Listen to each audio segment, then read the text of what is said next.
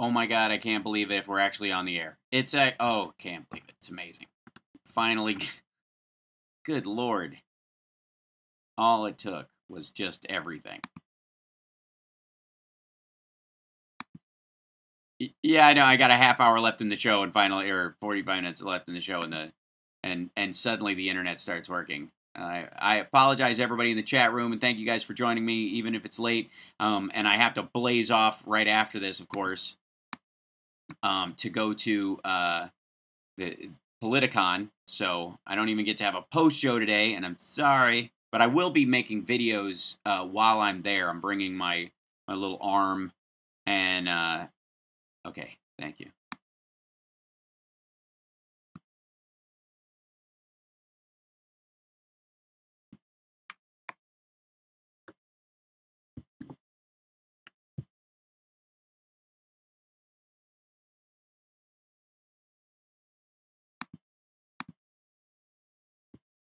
Welcome back to the show. So, hi chat room, hi internet, hi web. I can't believe it. So, finally got up on YouTube. I don't know what was going on. It was just driving me mad. It was just insane. So, my apologies if I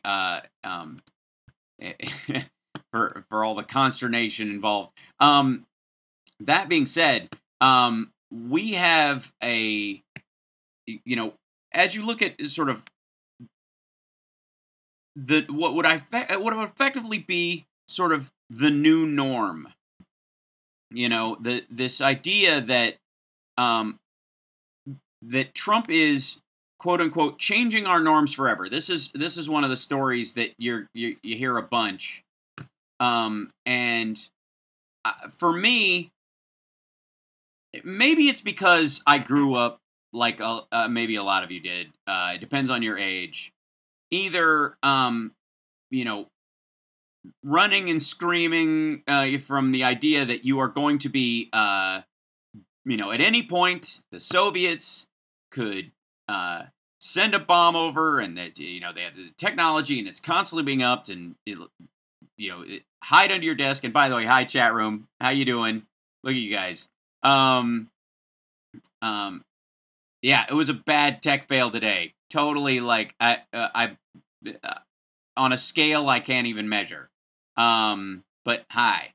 And I'll also be on like either periscoping on Twitter if there's any bandwidth at all from Politicon later on this afternoon and all that. But there's been a lot of talk about has Donald Trump destroyed the norms of the country? Okay, well. What we have here currently, and where we will be if we don't staunch the bleeding to some degree, apply a tourniquet to this, is that while the laws of this country will remain steadfast, and it may perhaps be our big awakening, and probably is something we should be aware of as a country, first and foremost, being a constitutional democracy that believes in individual freedom and equal protection under the law and all those. Oh, thank you, Deported Village Idiot. That's keep tech alive. Oh, that's awesome. Thank you for the super chat. Bless you.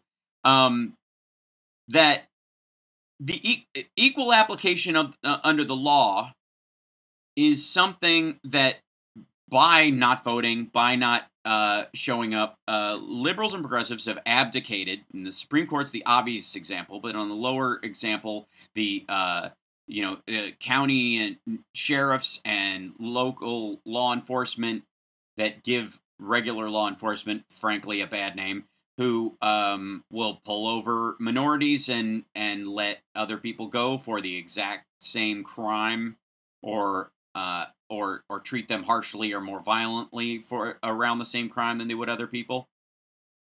They are not the they are the exception that makes the rule in the Trump era, unfortunately. But the important thing is this idea that the law is the law. There's an old Lenny Bruce bit, which is one of my favorites, about the tribes. They're all getting there like, okay, we need like there's a guy going on. He's trying to get some sleep, and somebody throws garbage on him while he's trying to sleep. He's like, hey, some of us are trying to get some sleep here. What's all this garbage? You're like, okay, we need a rule. Okay, what's the rule? Okay, you're gonna enforce the rule so we can get some sleep. The rule is we eat in area A, we sleep in area B, we put through our garbage in area C. Savvy? Savvy. Great. Guy goes to bed that night, gets a face full of garbage. He goes, what the heck's going on? He goes, well, today's a religious holiday. You're not religious, so you get a face full of garbage. And he goes, and that's the first guy who was working towards separation of church and state. This is the Lenny Bruce bit. But the idea is that people arguing and yelling at cops about the enforcement of a law. And this was during the 60s, during riots and whatnot, and people yelling Gestapo at police officers and that kind of stuff. And you see a lot of that today. And he's basically making the case that the town leaders need to hire a person to enforce A, B, and C, enforce the law. And he goes, okay, come over here. Okay, this is a rule. We got to enforce the rule because we need to get some sleep. We're going to sleep in area A, we're going to eat in area A, sleep in area B, throw our garbage in area C. Anybody breaks the rule, you throw them right in the crap house where there's garbage. That's where they live, where there's garbage, all right? He goes, well, what if it's your aunt? It doesn't matter. Aunt, brother, mother, doesn't matter. We got to enforce the law so we can get some sleep. And then the cop's out there with a stick and a baton and short sleeves, and people are yelling Gestapo, and he's saying, Gestapo, you schmuck, I'm the mailman.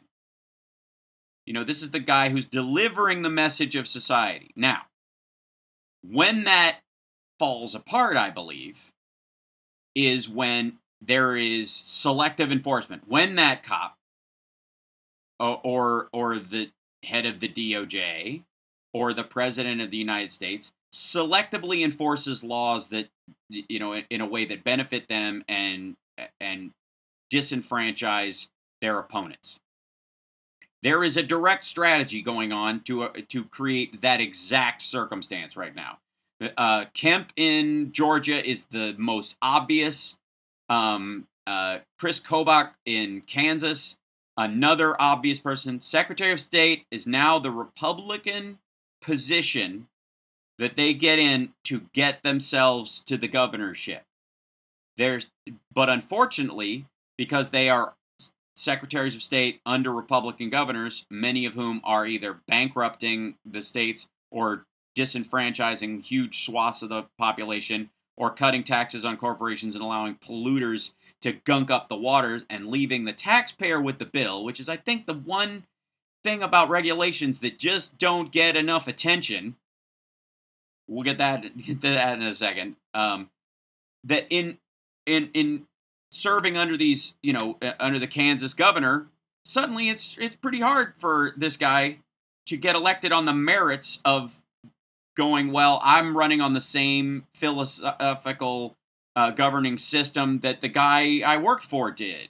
Even if I'd had different plans and I'm smarter than him and I'm younger and I've got new ideas, the principled stance that I'm on, small government, lower taxes, the Grover Nordquist, you want a government so small that Putin can drown it in a kiddie pool, or in hooker urine, I suppose, that running on that is less popular than it once was. Austerity measures, especially when they are strategic towards certain segments of the populace, really unpopular.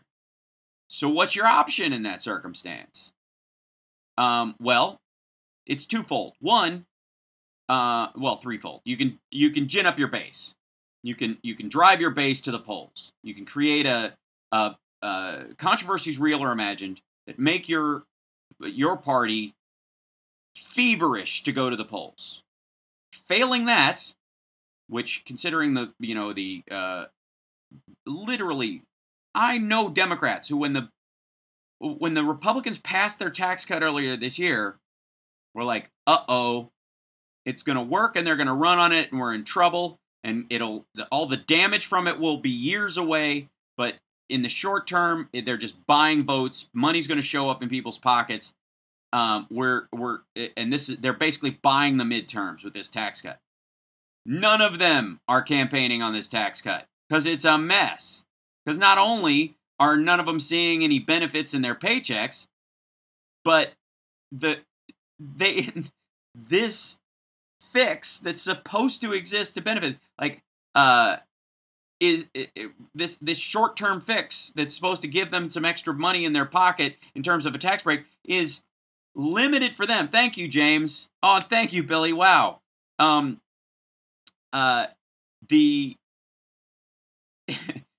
This tax break, not only does it not help you, but it's temporary. Meanwhile, the corporate one, you know, for the big company that even though they said they were going to keep their factory here, has shut it down, theirs is permanent. And apparently that's not that popular with the Republican voter as they thought it would be. Can't imagine why. And so the Republicans can't run on their tactics. So they can't gin up their base with, I'm going to put more money in your pocket, because that turned out not to be true. So they're ginning up their thing with, there's a Honduran caravan, and Mexicans are going to displace you and your family. By the way, a strategy that works. Say what you will about how vile it is, and you'd be right.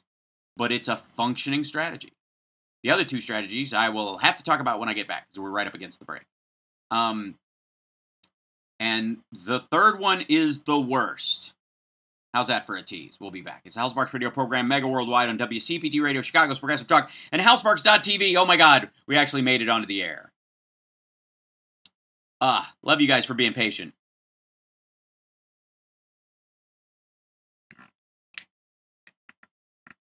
That one piece of music, Lady B, I really like it because it reminds me of, it sounds like a Joe Satriani piece. I don't know why. It just does. And hi, Carl, and hi, everybody, and I literally yeah. And I'm like, I'm going to get on early today and get everything. Let's see. Will I be at Politicon tomorrow? I don't know. They usually ask me to, join extra stuff when I'm there. We'll see. But I can. I'm more conservative than this guy here. Okay.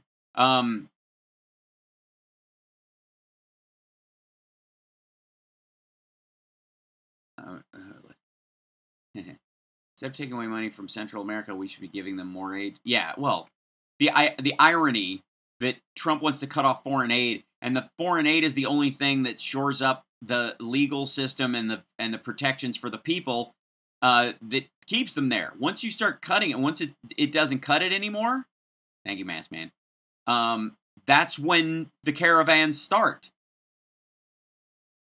Yeah, I'm quoting some. Yeah. Hi, Harley. So, wow, thank you guys for the super chats. That's really sweet. My deepest apologies for this not being up and running. I literally was like, yeah. I have a theory that I am now a troll target, because ever since that day when I was like talking about Russia to being able to cut the power, and the power went out at the building, I was like, and it was just like my corner of the building. I was like, okay.